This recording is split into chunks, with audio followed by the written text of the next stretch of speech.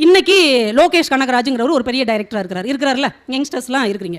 அவருடைய திரைப்படத்தில் ஒரு முக்கியமான ஒன்று சொல்றாங்க, LCU. கேள்விப்பட்டீங்களா? LCUனா என்னடா?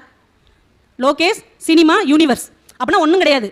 அந்த கைதி படத்தில் வந்தவங்க விக்ரம் படத்தில் வருவாங்க, கைதி படத்தில் வந்த போலீஸ் லியோ படத்தில் வருவாங்க. இப்படி ஏற்கனவே ஒரு டைரக்டரோட படத்தில் வர்றவங்க அடுத்த படத்துலையும் அதோடைய தொடர்ச்சி வந்து அதுக்கு பேர் LCU அப்படின்னு பேர் வச்சுட்டாங்க. ஆனால் ரொம்ப வருஷத்துக்கு முன்னாடி இந்த தமிழ் மண்ணின் சினிமாவையே மாற்றி அமைத்த நம்முடைய தெக்கத்தி மண்ணை சேர்ந்த பாரதி ராஜா அவர்கள் என்னைக்கும் அந்த LCUங்கிற ஒன்றை கொண்டு வந்துட்டார். நீங்க யாருமே அதை கவனிச்சிருக்க வாய்ப்பே இல்லை. உங்களுக்கு நான் ஞாபகப்படுத்துறேன். பாரதி ராஜா அவர்களுடைய முதல் படம் என்னது? 16 வயது நிலை. அந்த படத்துல அவர் ஒரு வித்தியாசத்தை செஞ்சிருப்பார். அது வரைக்கும் கமலஹாசன்னா பெரிய அழகுன்னு தான் அர்த்தம். ஆனா அந்த படத்துல அவர் சப்பானியாக்கி கோவணம் கட்ட வச்சு அவர் வாயில வெத்தலையை போட வச்சு மூக்கத்தி எல்லாம் மாட்டி கன்றாவி ஆக்கி விட்டுருப்பார். மயிலுன்னா நம்ம ஸ்ரீதேவி, பரட்டை ரஜினி சார். இப்போ வரைக்கும் ரஜினி சாருக்கு சில பஞ்ச் டைலாக் இருக்கு. அதை முத தொடங்கி வச்ச படம் அதான். இது எப்படி இருக்கு அப்படிம்பாரு அந்த படத்துல. வில்லனா இருந்து பஞ்ச் டைலாக் பேசுவார்.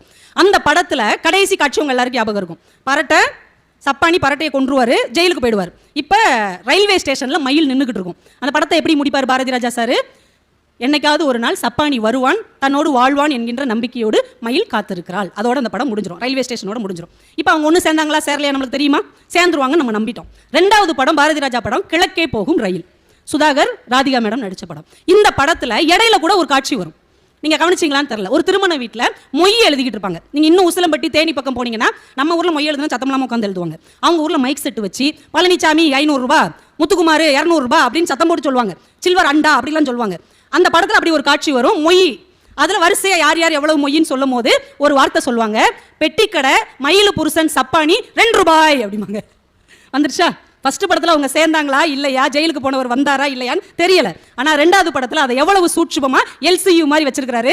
பெட்டிக்கடை மயிலு புருஷே சப்பானி 2 ரூபாய். அப்ப என்ன அர்த்தம்? அவர் வந்துட்டாரு, 2 பேர் கல்யாணமும் பண்ணிக்கிட்டாங்க, ஒரு பெட்டிக்கடையும் நடத்துறாங்க, ஒரு மொய்யில செய்யற அளவுக்கு அவங்க நல்ல நிலைமையிலையும் இருக்கிறாங்க என்பதை தன் அடுத்த படத்திலேயே அவர் காமிச்சார். இதுதான் LCU. அதை இன்னைக்கு இவர் செஞ்சாருன்னா தலையில தூக்கி வச்சுக்கிட்டு ஆடுறோம். ஆனா அன்னைக்கே நம்முடைய பாரதி ராஜா தமிழ் சினிமாவை அப்படியே தெருவுக்கு கூட்டு வந்து நம்முடைய மண்ணின் மைந்தர்களை அடையாளம் செய்தார். அதனாலதான் எத்தனை ஆயிரம் இயக்குனர் வந்தாலும் இயக்குனர் இமயம் என்றால் அது நம்ம பாரதி ராஜா தான் அப்படிங்கிறத அவர் நிலைநிறுத்தி விட்டார்.